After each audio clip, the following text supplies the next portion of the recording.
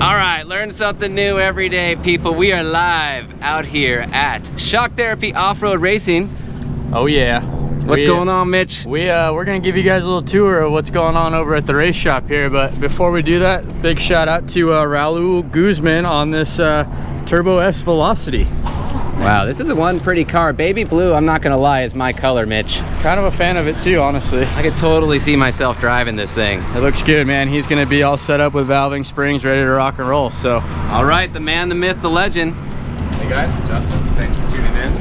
So without any further ado, we're right into a shop tour of STORR, so follow me in. Hashtag no chase. No chase. It's happening already. Hashtag no chase. All right, offices are boring, man. We don't need to see any of this stuff. Besides, Chase is over on that table, and that's pretty much a mess at all times, because that's where he's working as we speak. Let's head into the shop. You can check out a little bit of what we do. All right, welcome to the STORR headquarters. This is where we work on the race car. This is where the team resides. This is where we do all of our prep. That's where all of our stuff sits at all times, and the guys call home because they're here at all times doing nothing but working on race cars. Man, I would kind of love that job actually, so I'm pretty lucky I get to do it. First, right, you're a little jealous, Mitch. Everybody wants to be part of it. I'm happy to be in it.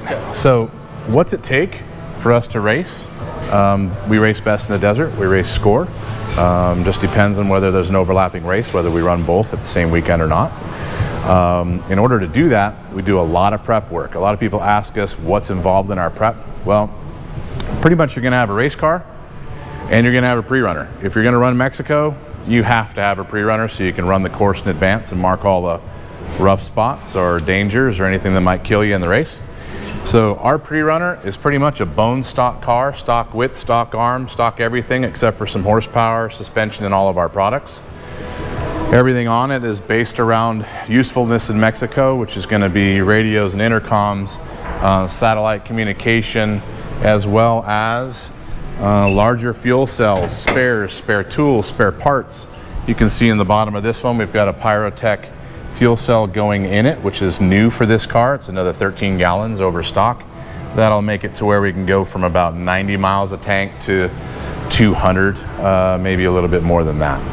So distance is important in Mexico. Pre-runner, we pretty much take apart every 1,000 miles. We leave the motor and tranny in it, but we do everything else on the car. All the CVs, axles, control arm, lower ball joints, bushing mounts, radius rod joints if needed. All that stuff is touched and redone as we have to every 1,000 miles to make sure the car is perfect. Race car. Race car is a whole nother story. We don't pre-run any race courses with it. The race car only gets race treatment and then prepped immediately after. You can see on the door, you've got Jeff Day as my navigator. We'll meet Jeff later. As a matter of fact, all the crew guys are coming in. Hey, there's Jeff. Hi, Jeff. How you doing? Good. How you guys doing? We're doing good, man. Just so you guys know, Jeff's nickname around the shop is Speakeasy. That's because the way you're hearing him right now is exactly the way he talks in the middle of a race at 100 miles an hour. There is no difference between cool and calm Jeff and excited Jeff. He's always the same, right, bud? Always the same. Keep it calm, cool, collective. Yeah, how about this? Hey, Jeff, a lot of guys ask me like what our relationship is in the car. Maybe you could describe to people what you have to do to either make me faster or slow me down or whatever it has to be. What do you find the majority of what you do in the right seat is? Yeah, a lot of times it is monitoring what you're doing, what I have to do. But basically, if I feel that maybe you're pushing the car a little too hard, I'll just tell you, hey, we need to back off a little bit.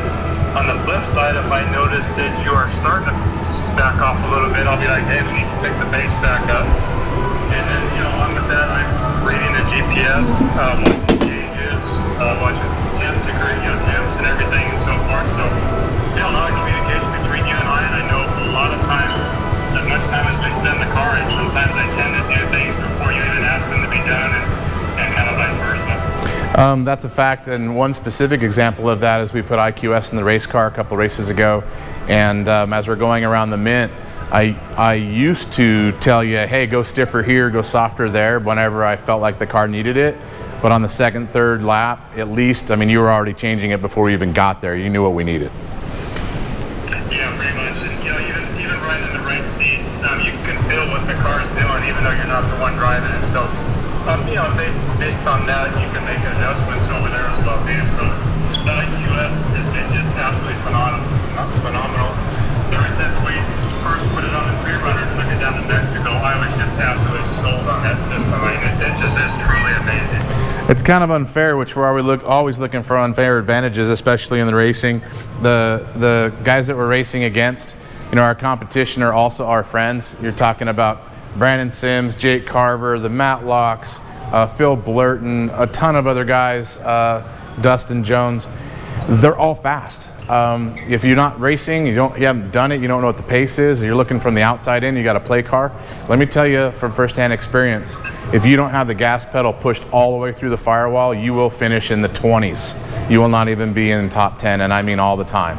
So the pace is high, and I rely on Jeff to make sure that we have that pace and getting faster every time we get into a race. So Jeff, thank you very much, buddy. Appreciate you tuning in. We're probably going to push on and talk about some prep. Jeff, before we let you go, Factory Elite Racing, where did the two hot dudes come from? Oh, good one. I'm not sure. One of the pit crew guys had asked if we would say, when we first left the starting line, if we would say two hot dudes on the move so they knew it was us. And ever since then, it just kind of stuck. I think the pit guys were talking about, it was a quote from Step Brothers, and they were joking that the two of us were exactly like that movie. Hey, Jeffrey, we love you, brother. Make sure you say hi to Teresa for us. Thank you, guys. See you, Jeff. All right, guys. So back on the race car, when it comes to prep between races, we have pretty much two different preps in our mind. One, completely strip the car all the way down to the chassis, replace every single thing on the race car. The other prep, which would be that we would do that full prep like after we've done a Baja 1000 or we've done something else that's a huge race. Maybe not Vegas to Reno because it's kind of easy on the car, but it is 500 miles. I would say after Baja 500, we're doing full prep. 1000, we're doing full prep. Maybe San Felipe 250 we'll do full prep because the car is completely destroyed after that race. But in Best in the Desert, we can go a couple of races with a half a prep. And what we consider half prep would be that we're leaving the motor and we're leaving the trans in the car. We're leaving all the electronics, the full wire loom. We're leaving a fuel cell in the car and dash. But what we are replacing are all of the joints. We're doing all new hardware. We're doing all new brakes. We're doing all new joints throughout all the suspension components. If you look at the table to your left, Chase, we're addressing every hub on the car, new bearings. We have ZRP as one of our sponsors. They're badass. Travis over there is a killer dude, make amazing parts, and that's been one of the reasons why we have started to finish a lot of races as we upgraded to ZRP components. Drive flanges, if you take a look at this cool little nut, this is a retainer device that we made to try and keep axle nuts in place, and that has really helped. Hubs, like we talked about up front, this one we actually made. So this is a threaded factory hub with a nut that retains it instead of the clip, and we keep that to ourselves. We're not selling that to anybody, by the way. Front diffs we go through every time, clutches we go through every time, axles and CVs we go through every time. Now this is RCV, they're a sponsor of ours. Clutches, we use DynoJet, and they are a sponsor of ours also. We use KWI for some of the upgrades and machine work, and also Evo when it comes to tuning some of the components. We love the guys over at Evo as well. Now, in order to turn a car prep around quickly, we need to have a lot of parts in stock. We need to have a lot of components laying around on these shelves. I'm gonna start with just one thing. You gotta have a bolt bin.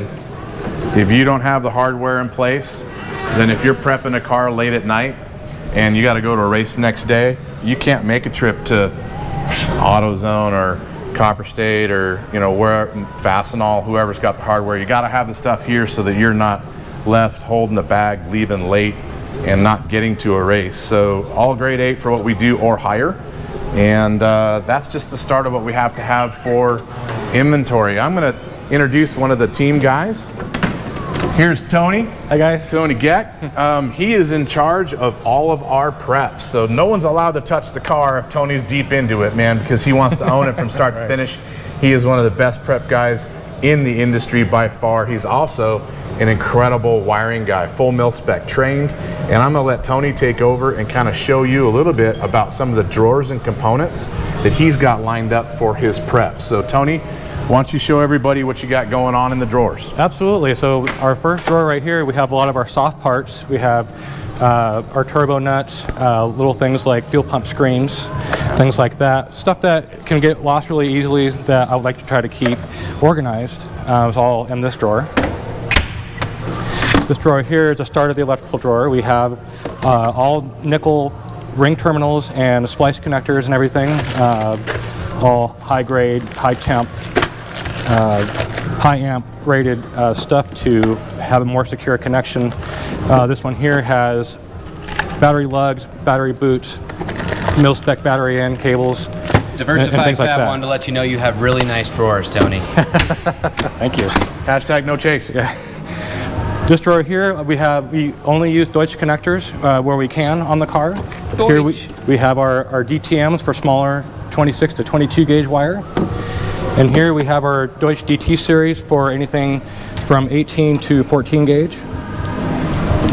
And the next drawer here is all our spare fuel pumps, engine sensors, engine harnesses, factory engine harnesses, Factory ECU. Factory computers and things like that, extra spark plugs, extra fuel filters. Tony, while doing you're in prep. there? Yes. I want to point out that the majority of the race car is all hand wired components by Tony. This is pretty much the only thing on the whole car that we use that's factory wire. ECU by rule, and it's a little easier for us to use the factory ECU around the engine, but we'll get over to the car and I'll show you a couple of bulkhead connectors that we've thrown in to make it easy. Cool. What's next in Tony's drawers? This is my favorite drawer. This is the PCI drawer. I love PCI. They have a great product, and they also have great customer service as far as help and things like that. Antenna ends here, so we can make custom link antennas. Our radio analyzer, which allows us to get better radio signal from car to chase truck and things like that. Extra aerials and things. And we got radio, intercom, extra push-to-talk cables, and stuff like that. Looks expansive. This one here, battery chargers, extra batteries, and then our laptop for going on the internet and getting information. Our queen communicator. And our hose clamps. And we got Adele clamps in this one for fastening down hoses and wiring harnesses and things like that, and all our high-end hose clamps. That's badass, Tony. I think with you finishing off that drawer, let's hand it off to another member of our crew. This is Darren Hunt. Darren is team manager. He's also head fabricator, and he's also probably lead comedian on the whole team. Lead comedian. Thank you, Justin. Yeah. Why don't you show everybody a little bit about what's in your job and your drawers of tricks. These drawers here, you know, like Justin had mentioned before, like when you're working on a car and you're here till 2, 3 in the morning, he's always said, make sure you have more than one. You buy one, you buy 5. So everything we have in this drawer is here. This whole setup is all of our kind of hard to find or specialty parts. These are the parts that we use on the car. These are like specific drivetrain bolts. These are specific for like shocks, typical stuff, Zeus spacers, all that kind of stuff. Same thing, these are all parts specific for the race car. So we try to keep all this stuff organized in a way that makes sense. Like this drawer is actually set up, this whole section here is the front of the car, and this is the back of the car. So every single bolt here goes to the race car and as labeled, so we know exactly what the heck we're doing. One thing about that drawer, it's different than the bolt bin. Yes. In that all of those bolts are sized perfectly to the car and shouldered. Exactly. Every single one of these bolts is made for the car. It is not just out of a box. Rod ends, uniballs. We have all kinds of crazy stuff in here. Here's our just our clutch drawer. That is the DynoJet drawer. Yeah, DynoJet. Everything you would need to fix a clutch, make a change, make an adjustment. All of our tuning, we do a lot of clutch tuning, so we have a lot of components that keep us in the chase for actually a really good clutch tune. Thank you, Matt. Yeah, big shout out Yeah. to Dino J. Hell yeah. Hi, Matt. And then Strange fabrication too. You got some fans on here, Darren. oh hey, you know, that's awesome. Thanks. Big R Bloom, skin to win, Darren. Skin to win. Yes. So yeah, these are all of our hard parts, all of our bearings. I mean, we don't have one of something. We usually have 5 or 10, like all the way down to even like brake line fittings. We don't even do a lot of brake line fittings, but when we're building a car, we do not come short with parts. We have everything we need, all the way down to checklists. Like we have lists that we go completely through everything in this building, and we touch every single part of this. Show us And- your list a little bit, Darren. Not necessarily details. We don't want to give the other teams. Yeah, no, you can't. I won't let you see all of our details, but we have checklists that we go through methodically with every single truck, trailer, everything. We do radio tests on everything. Nothing is, we miss nothing. That's why we spend so many hours here working, is because we're really dedicated to making sure that when we go to the start line, we are ready. So Chase, real quick here, Natalie Guzman, which I think is the car that is sitting out front, asked you guys a quick question. Do you ever race on the east side of Mexico like Coahuila 1000? I think I might have butchered that, I don't know. Yeah. That's all right. We haven't made it that direction. Pretty much on the peninsula with Baja 1000, 500, San Felipe, and then the 3rd or 4th race for the season. They keep changing. Sometimes it's Tijuana, sometimes it's Ensenada, but we haven't gone into the mainland yet. Doesn't mean that we won't. Love Mexico, that's for sure. Let's take a walk over this way. I think we have our team manager's nickname is Share. If you've noticed, he's had a wardrobe change. yes, thanks Rocks Blocks for everything. All of our mud flaps for our trucks, race car. I think if you guys can count how many wardrobe changes that Darren goes through in this video, we're going to call you back and give you something. That's for sure. Yes. So, Darren and Tony, why don't you walk us through a chase truck? A lot of guys ask us what's inside these things and why do we. Well, let's start with just any drawer. The first drawer here, like every power tool you can need, sawzalls, impacts, drills, charging Why do we stations. need that? Because when you're racing, middle of the night, middle of the day, you need to have these parts to do service. Like when that car comes in and it needs something, we're ready. Like this stuff will actually be set out on tables. We have everything arranged. Hashtag no chase. We have actually planned in between races to set all of our stuff up so we know what we need. It comes in order of importance. So looking in that drawer, what we're looking at are all the cordless tools to cut a car apart and repair it, including torches, welders. We have a generator on the truck. We have a welder on the truck. Anything that happened we could fix in the middle of a pit in the middle of the night, in the middle of nowhere like Mexico. So being prepared, that's one of the ways that we try to finish races. One thing I didn't say earlier, but our team motto is finish, win, help. And that means that we are going to finish every race. And then if we can, we're going to win every race. And no matter what, we are going to help everyone every race. And helping is something we do a lot of. Yeah, there's a lot of times in the pits where everybody worked on comes a to lot us, of people's cars, including our own, in the desert in the middle of the night. Justin, I got a quick question for you here. Jeff Graham, in the future, will there be an IQS system that does adjustments high speed and low speed? Also, what about a rebound IQS system? So there are many things coming for IQS in the future. High-low speed is one, separating the front to the rear is another, and rebound is also coming. You'll see some new shock designs that are kind of designed or have been developed, the whole shock itself, to actually make IQS easier in the future. I'll leave it at that. Back behind you, Chase, here's some of the organization the guys throw into the truck. You'll also notice that a lot of this stuff is written in both Spanish and English because we race in Mexico. We have a lot of guys helping us in the pits that could be locals. Go ahead, Darren. Okay, so anyways, that's like everything we have is organized. Like this is just general electrical repair stuff that we keep on hand. Like we have everything you can imagine. Pretty much we have a rolling race shop that we keep here. I mean, all the way down to like return springs and brackets, Zeus buttons. Like there's extra bushings. everything on here is basically a mock of the shop. Everything's here is the same thing. We double up everything. So our full prep bay is duplicated inside the truck. Yeah, is what you're exactly, saying. yes. So, in short, we also have a ton of spare parts, which we aren't going to dig into those holes and boxes for you guys. But we've got a full set of suspension. We've got upper lower arms, spindles, trailing arms, radius rods, and we've got second sets and third sets of shocks complete. All of those things that are necessary. One thing you look up on top, you might see that antenna. Everybody asks us what this antenna is. That is satellite radio, not satellite phone, although it can be used for that. If you show up to Mexico with a sat phone, it works great when you're pre-running, but during the race, so many people have it that it blocks up the bandwidth for satellite phones and you can't communicate. This is a dedicated SATCOM, which is its own frequency through satellite, and we actually have a radio through this system. We can communicate with our shop in Phoenix while we're in the middle of Mexico and the race car, no matter what radio communication does. That's super key to being able to be ready in the pits for whatever this thing needs. Let's go over to the trailer Real quick, next. I got a question for all of you guys from Keeks_60. What's your favorite tacos in Baja? Also, hashtag no chase. Poblanos. Poblanos. Yeah, by far. All three of us are in agreement.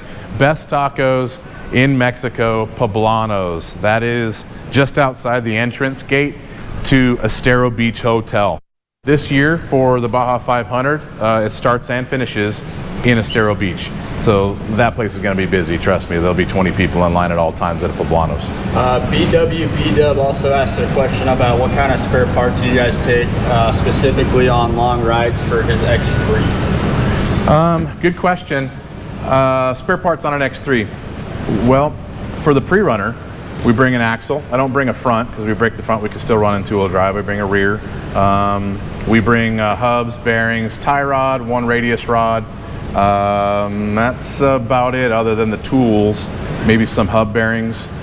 Usually we've got one car, maybe a four-seater that's got all the spare parts in it, and it's kind of like the pack mule for the pre-run, and we have 4 or 5 cars at once.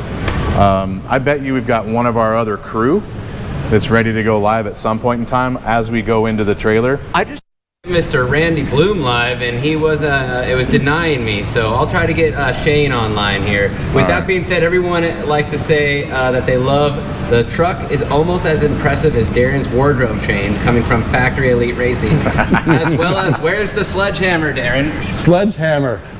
I don't know, you have to come take a tour through the trailer and you may find the sledgehammer. Coming into the trailer, radios. This is our mobile command station. We have 3 different radios, so we can talk to the trucks, we can talk to the race car. We also have our SATCOM that's not hooked up right now, but we have 3 radios for everything. Why do we have 3 radios? That would be 3 radios. Weatherman? We have Weatherman, so we can listen to what's going on in the race. We have a truck-to-truck radio, and we have a command station or truck-to race car. So we can pretty much talk to anybody we want without interrupting Jeff and Justin while they're driving, because you know we have our own chatter, especially like through Mexico, where you're going to be talking about who knows what or what's going on. There could be a car accident, there could be, you know, an emergency situation where people have got to talk about things, but we can't let them know what the heck's going on because they don't need to know. They're driving, they're racing, so and also for logistics, like lunch, you know, like maybe we're going to meet for lunch in a crossover in the middle of the desert, so hey, bring it in. Darren, I figured since we were in the trailer, I'd get Diversified Fab on the line here, aka Jason. Yes, he knows a lot about this trailer. What's going on, Jason? How are you, brother? What's up? We're in your second home, man, the trailer. Yeah. What's your fondest memory inside this paradise? We can't talk about that one. That's right. That's exclusive. You'd have to see the footage. Hashtag no chase. Hey, just so you guys know, Jason down there, not only is he my brother, but he's an integral part of the team. He comes down and helps us at every race. He also is navigator. So if Jeff couldn't make it, Jason and I have a ton of time in the car together. We think exactly alike. As a matter of fact, the 2 of us were in the car when we won San Felipe 250. Woohoo! Yes. Yes. And he was in this trailer when we got 4th at the Mid 400. We were in here together all day. So that would be where the exclusive footage would come from. So anyways, 110 watt radio, 260 watt or 50 watt radios. This is all PCI stuff.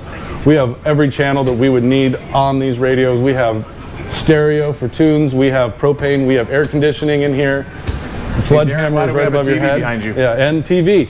Why do we have that? This TV is not just for watching videos, but we actually set up all of our tracking, like race tracks or whichever tracking system we're using. We have this TV that actually tracks our race, and we have one that we put outside too.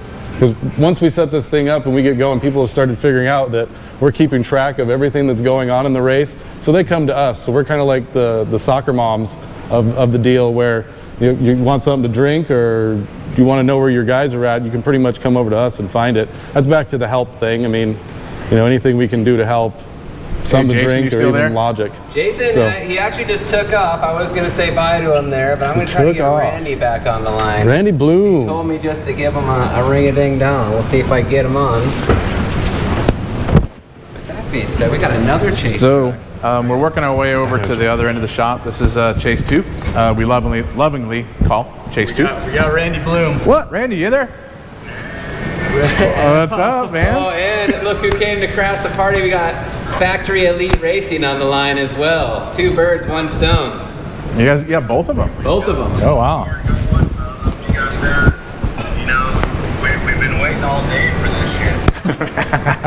Hey, just so you guys know, Randy races with us, obviously. He's part of the team, but he's also part of all of our pre-runs, and he manages or campaigns the Wildcat that you guys see with shock therapy all over it at the races, especially in Best in the Desert. So he's a racer, true and through. And not only that, he's a badass guy. Plus, he brings Chris to the races, and she's super nice too. Awesome. And nothing but fun when you say memories on the introduction to this. It's beyond memories. We've had nothing but a great time, and looking forward to the next one. Right on, Randy. Well, the next one for us in the middle, as we see a wardrobe change Matt? again. The next race for us probably is going to be Baja 500, so we're going to have plenty of tacos while pre-running that race. One of my favorites. Randy, I need your favorite tacos in Mexico. But Justin, I don't know if you see who else is in the picture. Can you see him? I can't see it. You might have to tell me. Is it Ryan? Yes, Ryan. Otter Pop?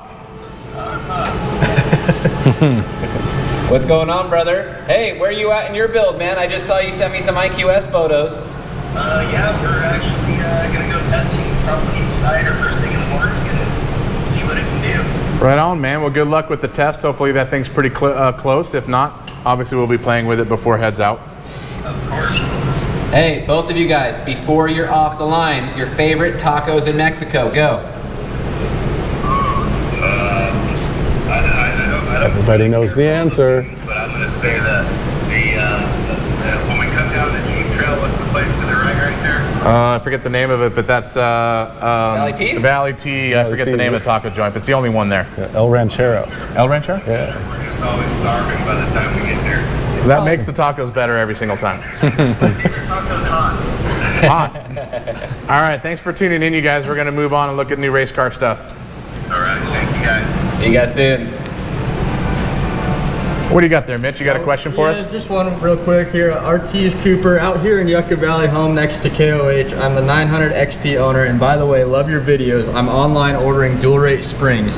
Have so much confidence in you guys. You think I'll be okay for now just doing that? Yeah, your 900 is going to wake up with springs. That's one of our favorite cars to play with because they wake up so much when you start playing with that. Throw the spring kit on, brother. You're going to love it, especially out there in Johnson Valley, Yucca Valley. After that, then do some internal work. It's going to get super plush, and that car's going to work a lot better. So, right in front of us, we've got a brand new car build. So, not only do we have the cars that we're prepping, not only do we have the trucks that we have to prep and set up for races, but we're working on the future. So, this is the beginning of the next race car for our team. Right now, you're looking at a bone stock frame, which we are only using for mock-up just to locate some of the pivot points that are there by rule, or at least that the rules require that we have to use. Once we've located all of those, then this frame comes out off the table, and we will make a complete race chassis from scratch, all chromoly by hand. So there won't be anything factory on it, with the exception of what the rules require that we use. So looking at this, don't think that we have to race the stock stuff, and most people are not. And it won't. We have to build it a lot stronger for that to last at least a year's worth of racing. So Any questions, Mitch? I got no questions, but I think we're trying to get DinoJet Matt live here real quick to go talk to you guys. There Matt, sign in, Matt. There you are, buddy. How's it going? Doing good. We're just doing our daily feed. Thanks for tuning in all the time, man. Appreciate it. I know you like to see cars in the garage, so we'll down here and see the nice Shock Therapy logo. Thanks for the background, brother. I appreciate you putting that in there. We always enjoy racing with you guys, and we get a ton of support from DinoJet and through yourself, so thank you guys very much. You ready to get back to racing? I've been ready for months, aren't you? Oh yeah. We're actually doing a STORR race just to get back in the seat. You know what? We'll take any racing at this point. I think we've just been testing just to call it like we feel like we're racing for no reason. Awesome. Well, I just want to check in with you guys. Thanks for everything you guys do. Thank you, Matt. Appreciate it. Before we let you go, your favorite race story so far this season, as quick as possible. Pulling into the pits, forgetting there was a fuel line underneath me.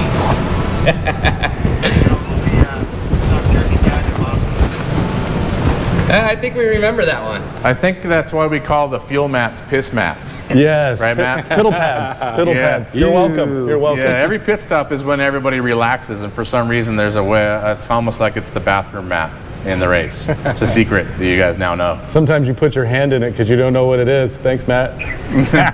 Oh, hello, Cher. Nice wardrobe change. Just saying. You know, just another one of our products that keeps us in the race. Weddle is another sponsor of ours. Obviously, you guys probably figured out everyone is a sponsor. Matt, thank you very much for checking in with us, buddy. Hey, Matt, if people want to get a tune by you, where do they go? www.dinojet.com, or you can actually email me direct at matt@dinojet.com. Right on, Matt. Have a good day, buddy. See ya. Take a look at this engine over here, Chase. Maybe you can do that as well as the rest of it. Mitch, did you have a question? Stevens 33 asks, are you going to do the Baja 500, and what's your favorite beer during the Baja? So yes, we are going to be doing. I'm sorry. Were you asking me or were you asking Darren? I think that's an everybody. Okay, well I'll start first. Yes, we're doing the 500 no matter what. And two, in Mexico, beers are a little limited to local beer only, which is Tecate, Sol, Tecate Light, Corona, barely some Barely, Coronas. yeah. That's about it. So of all those, I think I'm kind of forced to be a Tecate fan, which doesn't bother me one bit. How about you, Darren? I would say any, and I would say margaritas in San Felipe. So not beer. Don Interesting Julio, choice. How about you, always a Tony? good choice. Tecate, for sure. Yep, Tecate. Cool. Tecate or Tecate Light? Tecate. Both. Red and Red and blue. Yes, very important. What about Bud Light? In Mexico, you can't do it, man. There's not Bud Light anywhere unless you're in a bar. Right, So yeah. You can't get it unless it's not, you're in not a the good choice.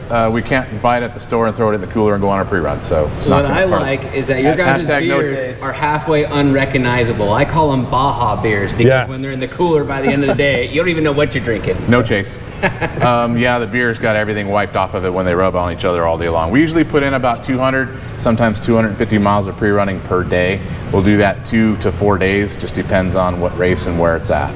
This engine on the bench is not for the race engine because we are not allowed to put aftermarket turbos on there. The race car has to be a sealed engine package. That's a giant turbo on a big engine that's going in the pre-runner, and that's going to be for a video coming up, kind of like a Hoonigan drifting video with the pre-runner that you guys will see in a few months. You guys got a question there, Mitch? Yes. Party Planet 65, how much time do you have to do a repair during a pit stop? How do you get penalized on time if the repair takes longer? So good question. There's no time penalties for any repair. It's already a penalty for you having to repair the car, sit there for any amount of time. So you can sit in the pits all day long, but we're not going to want to be there. We want to be there for a minute and gone. Everybody else is racing while we're sitting there fixing. So whatever amount of time it takes. We want to do it as quick as we can. There's no penalties for that. Cool. Macombi, I might butcher that, I'm sorry. He asked, running CA Tech limit straps with no front sway bar and an X3 for trail/mountains. Will that affect your springs and valving? Would love to get it. No, if you are mountains with limit straps and no front sway bar, our valving and spring kit will work perfect for that, especially if you tell us what you're doing the most of. We'll tune it specifically for that, so it's no issue with what you've got. Steve0714, he's always one that's on here. Shout out to you, brother. He asked, where's the Glamis shop? LOL. Glamis shop. Well, I'm assuming the semi or something. Oh, okay, semi. Well, you got a point. It's over at the other shop. Maybe we'll do a full tour of the semi here shortly. That's an easy one for us to do since it's at the shop. Good suggestion, man. We'll get on that. Let's head back over this way. So some of the equipment in the fab area, you guys have already seen that in the fab spot. And then back over to prep. Nope, don't show that. Thank you. Secrets. I think that we've pretty much shown you everything inside the race shop. If you guys have any questions as to how we do this, then bring it up right now. Tony, do you have anything you want to point out? Not really. Oh, you know what? How much time do we have between races sometimes to do a full prep on this car, especially with the season coming up, everything buried in it? About a week. A week. 7 whole days. So we basically have to race the race, show up, tear the car apart on Monday, maybe even tear it apart on Tuesday, fix whatever's wrong, prep the whole car, have it back together on Wednesday or Thursday, get to the next race for tech and contingency on Friday, and race on Saturday. So it is NASCAR pit crew to do a full prep around here sometimes, especially with what's coming. Absolutely. What do you got there, Darren? What do I got? Now we're talking about method and tensor. We might as well take a great tire that keeps us on the race course, you know, right here. So we have those. We use a ton of those tires, and we love them. We've tried both sets, the 32s and the 33s. Now we're absolutely in love with the 33s, and we ain't going to change a thing about them. So just wanted to give them a little love, too. I hope you guys are keeping track and counting. Yep, it might be worth something to you. You got any questions, Mitch? Yeah, Chaser UAE asked DOM versus Chrome Ollie for racing. Chrome Ollie only, no one will use DOM. That is an absolute rookie move. Do not do that unless the rules require it. Chrome Ollie only. Factory Elite Racing, how many hours, I lost it, sorry. How many hours goes into the average best in the desert prep? Ooh, good question. How many hours goes into a best in desert prep? If it's a full prep, I think we're about 60 hours, maybe 70 or so. So 2 guys, 1 week, nonstop, asses and elbows. If it's a half a prep, it's going to be Tony by himself for 1 week. I would say, right? About Tony? About that. Yeah, somewhere in the 40 hour and then 40 to 80 hours depending on the prep. Chase. We got BW Dub going live with us. What's going on, brother? You got a question? Yeah. So I'm heading to the dunes for a week. Do you suggest changing any settings on the shock? So if you're going to the dunes for a week, then typically you're going to have the car set up to a little bit stiffer than you normally would run it in the desert. So if, for instance, you've got compression adjusters, maybe 1 turn in, there's a total of 4 turns. If you've got them 1 turn in for desert, you're probably going to run 3 turns in for the dunes. The reason is the bottom of a dune G out, that's a big hit, and it's just not something that you run into in the desert, so you don't need the extra compression. In the dunes, you will. Make sure you monitor your tire pressures, okay? Your sand tires should be 10 to 14 pounds. Don't run them in the 6 to 8 range. Yep. Right on, man. Thanks for tuning in. I will get you a shirt. Make sure you let us know what size and color you want. We'll send it out today. Send it in the Instagram direct messages, brother. No chase. Hashtag no chase. No chase. Dino Jet Matt asks, how long does Factory Elite spend looking in the mirror before a race? Wow, that's awesome. Matt, good one, man. I think it's indefinite. He rebutted right back with that. With mirrors are for navigators, Matt. Always looking forward. Plus, I'm an ugly guy. Good job, Ryan. Nice comeback, Matt. Thanks, man. More talking smack, the better around this crew. We always get along really good. You know what else?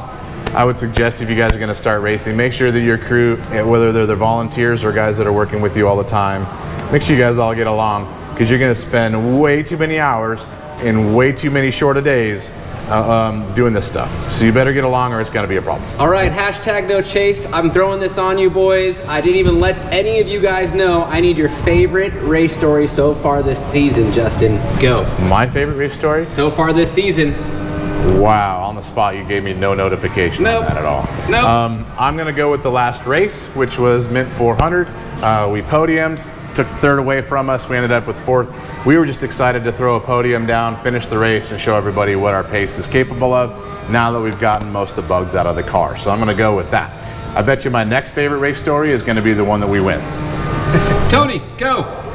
The Mint 400, it was nice to be on the podium after we finished, so, but only for it to be taken away, but for fourth place. But We'll take what we get. yep, absolutely. Darren, you better make it because you're a comedian. Go. I'll Give me a tell good you one. what. I'll tell you. I would say it would be the Parker 250 when the Indian Reservation Police pulled me over for speeding to get to the car in the chase truck, and they let me go because we were racing, and he told me just to slow down. So Reservation yeah. tickets? Shea Road.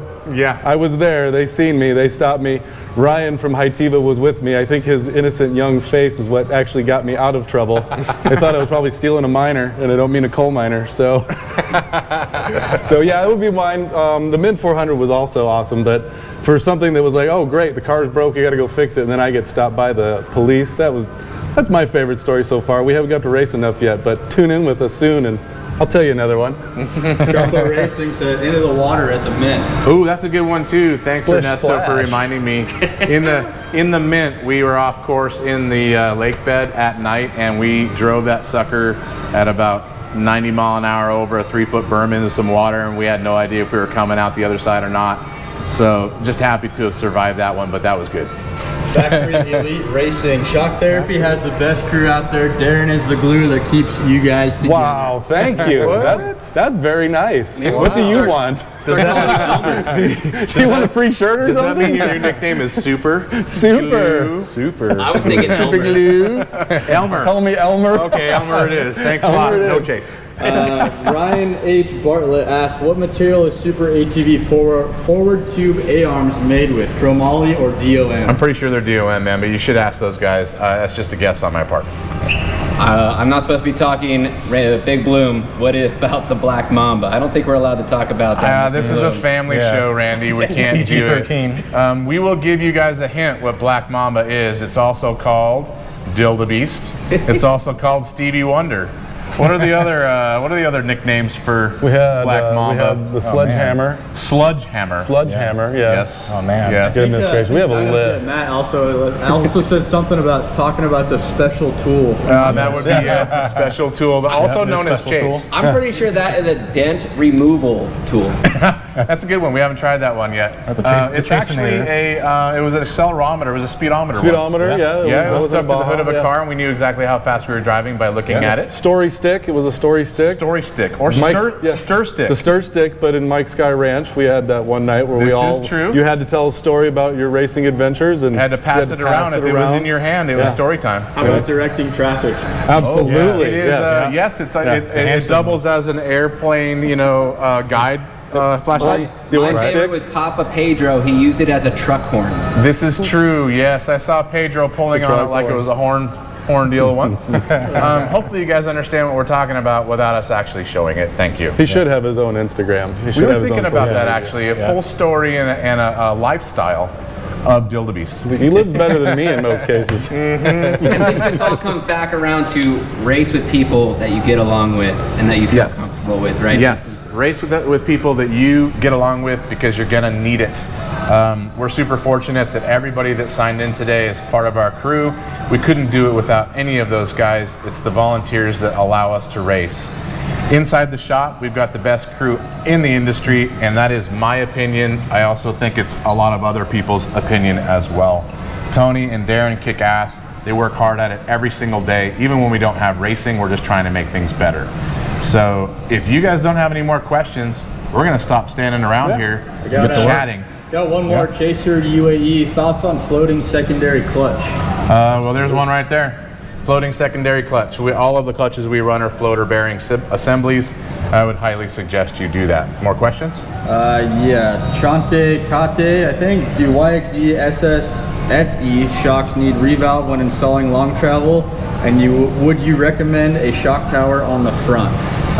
Couldn't tell you about a shock tower on the front. We've never run one hard enough to break it off. You have to ask maybe Weller if it's needed.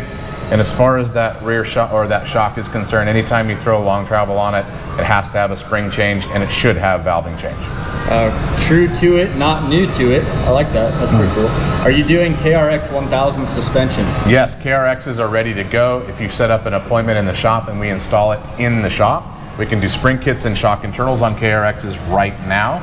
We're not selling spring kits out off the site without instructions, and again, that is why we have #NoChase, because he does not have the instructions done.